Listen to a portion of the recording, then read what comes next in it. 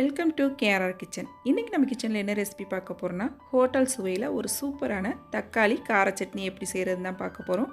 இந்த சட்னியில் பார்த்தீங்கன்னா சீக்ரெட்டாக ஒரு பொருள் சேர்த்து அரைக்க போகிறோம். இந்த சட்னிக்கு டேஸ்ட்டே அந்த பொருள் தான். அது என்னங்கிறத நம்ம வீடியோக்குள்ளே போய் பார்ப்போம். அதுக்கு முன்னாடி நம்ம சேனலை இப்போ தான் ஃபஸ்ட் டைம் பார்க்குறீங்கன்னா சப்ஸ்கிரைப் பண்ணி வச்சுக்கோங்க. கூடவே பெல் சிம்பிள் ப்ரெஸ் பண்ணி ஆளுங்கிற ஆப்ஷனையும் ப்ரெஸ் பண்ணி வச்சுக்கோங்க. அப்போ தான் நான் போடுற வீடியோஸ் எல்லாம் உங்களுக்கு தொடர்ந்து நோட்டிஃபிகேஷனில் உடனுக்குடனே கிடச்சிக்கிட்டு இருக்கும். இப்போ வாங்க இந்த சூப்பரான தக்காளி கார சட்னியை எப்படி செய்கிறதுன்னு பார்த்துடலாம்.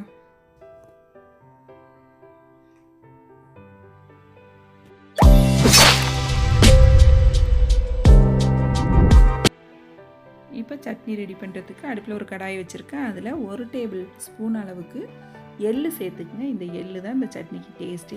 நல்லா இதை சடசடன்னு பொரிஞ்சு வரும். அந்த அளவுக்கு நல்லா பொரிய விட்டு எடுத்து வச்சுக்குவோம். எள்ளு நல்லா பொரிஞ்சதுக்கப்புறம் அதை ஒரு பிளேட்டுக்கு மாற்றிக்குங்க. திரும்பவும் அதே கடாயில் ஒரு 2 டீஸ்பூன் அளவுக்கு எண்ணெய் விட்டுக்குங்க.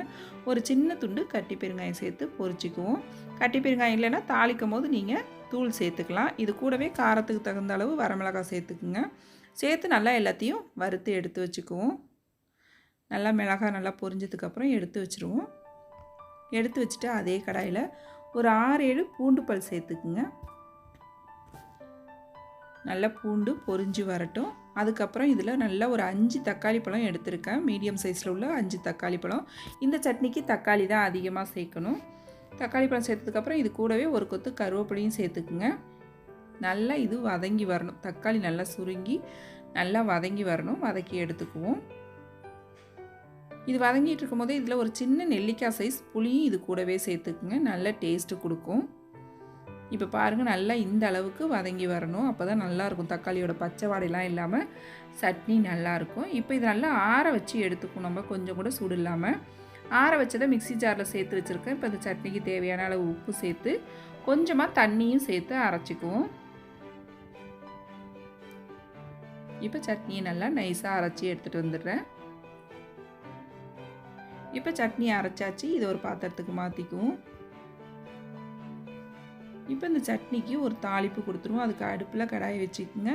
ஒரு 2 டீஸ்பூன் அளவுக்கு எண்ணெய் விட்டு அதில் 1 டீஸ்பூன் கடுகு உளுந்து சேர்த்து நல்லா பொரிய விட்டுக்குங்க. கூடவே ஒரு 1/4 டீஸ்பூனுக்கும் கம்மியாக ஜீரகம் சேர்த்துக்குங்க. இந்த ஜீரகம் சேர்க்கும் போது நல்ல ஒரு ஃப்ளேவர் கொடுக்கும் சட்னிக்கு. நல்லா பொரிஞ்சதுக்கப்புறம் இதில் ஒரு கொத்து கருவேப்பிலை சேர்த்துக்குங்க. பெருங்காயத்தூள் இந்த சமயத்தில் வேணால் நீங்கள் சேர்த்துக்கலாம். இப்போ இந்த தாளிப்பை சட்னி கூட கலந்துருவோம். தாளிப்பை சேர்த்ததுக்கப்புறம் நல்லா ஒத்தாப்பில் ஒரு தடவை ஒன்று கலந்து விட்டுக்குங்க. ரொம்ப சூப்பராக அருமையாக இருக்குங்க இந்த சட்னி.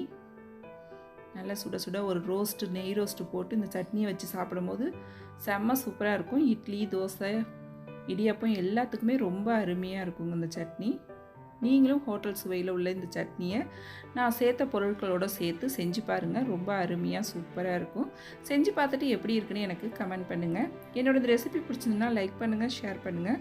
மறக்காமல் நம்ம கேஆர்ஆர் கிச்சனை சப்ஸ்கிரைப் பண்ணி வச்சுக்கோங்க. நாளைக்கு வேறொரு ரெசிபியோட சந்திப்போம். தேங்க்ஸ் ஃபார் வாட்சிங்.